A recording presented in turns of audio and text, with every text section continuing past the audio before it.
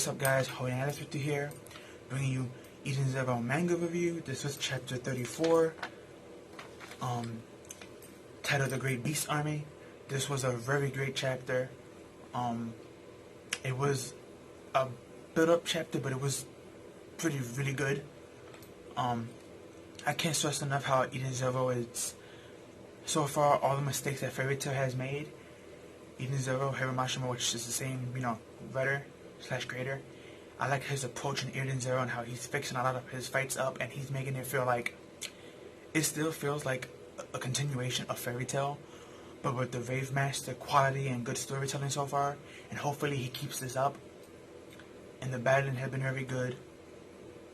But the chapter starts off with everybody in the inn in Crystal City, and Shiki's like really depressed and saying, stuff about like, I can't believe what she said. I thought robots are like the humans. Then he started getting depressed because he remembered when his robots went bad back in Granville, and then he started to cry. And you have Wise there in his female avatar mocking him. Then you have Rebecca supporting him and saying, leave him alone because he's been through a lot even in his own life. This is a person who never had friends. All his friends were just robots. He never really had real people. So now that he's branching off and he's meeting more people, it's like, it's a good thing because he's getting more out there, but he's so sensitive to certain things, But they talking about that in the room. And then there's this big ruckus going on outside with a whole bunch of people walking out. So Shiki and his people went out there to see what's going on. And we get this monster army. As you see in my thumbnail, it's a monster of an army coming. And on top of the army, on one of the big creatures, we got this half bird, half human thing. And his name is Jaron. Jaron. And basically he's one of the demon leaders of the demon corps. And he said that he was sent by Master Jimarov to come here and finish off the city. But he was told specifically they're only allowed to kill NPCs. So they can't kill Shiki or his group because they're not NPCs, they're actually real people. So he did state that in this chapter. So he's like, y'all guys lucky, we can't touch you. But everything else and everybody else, it's, fair game.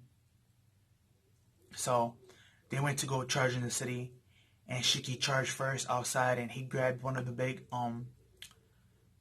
creatures there. It looked like a oversized, I guess you could say, moose. But not moose, but it looked more like it was weird. It was like a bull / frog type of thing with like demon horns. He went up there and he grabbed it, and he used his gravity to make it light so he could pick it up. And he picked it up and he swung it around like a bat and just swung and hit all these other armies and knocked over other big creatures, and he was just knocking out everybody. Everybody was catching L's. And you have Himura and them in the back cheering him on. And where this is going on, Happy noticed that there were bats flying over to the hilltop, and that's where Herman's at. So Shiki was like, I leave this to y'all, I gotta go protect her. And Wise is like, oh, damn it, we were hoping for you to do this. And then Rebecca, she told Happy to turn to his gun form, and she picked him up in his gun form. And she's like, I guess we have to do this. At least we have Himura here to help us out. And Pino was like, can we really depend on that woman? And when they looked for her, they realized that she was gone. And Wise is like, man, she did it again to us. And then we have this quick panel with Himura leaving the outskirts of the city from the back. And she's phone calling Jesse on a private line. And she asks Jesse, are you okay? Are you safe where you at? And he was like, yes, sis, I'm good. I'm back here I believe he said the boonies.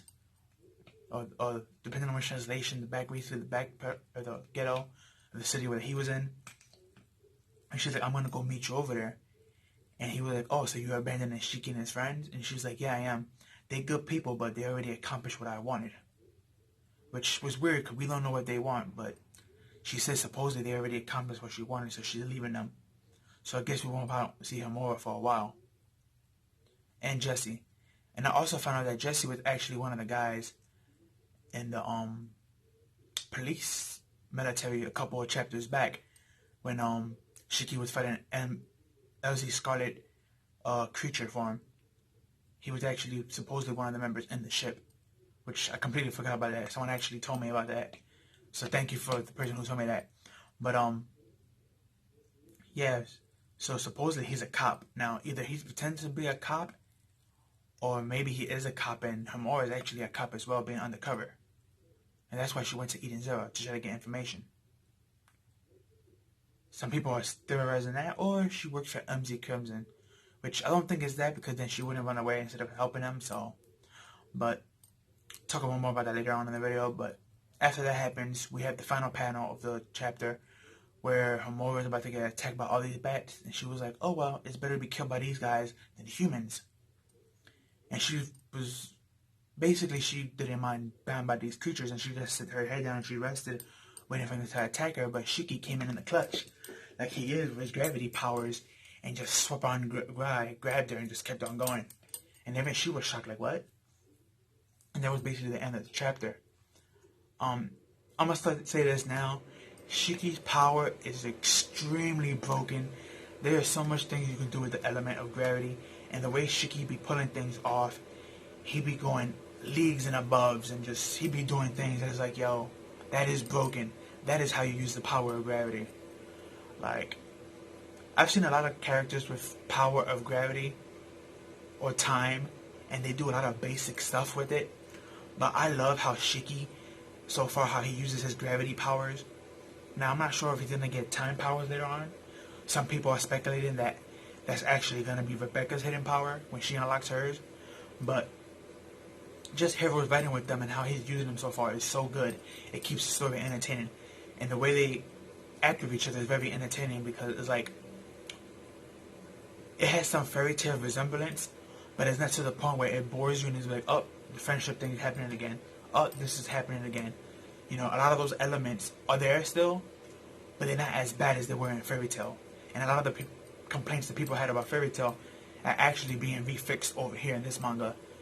So if you're a Fairy Tail hater, don't hate on this series thinking just because Hiro Mashima wrote it, it's going to come out to be the same. Because it's not. Yeah, the first 2 to 3 chapters are kind of long and boring a little bit. Because, you know, it's just all build up and talk about friendship.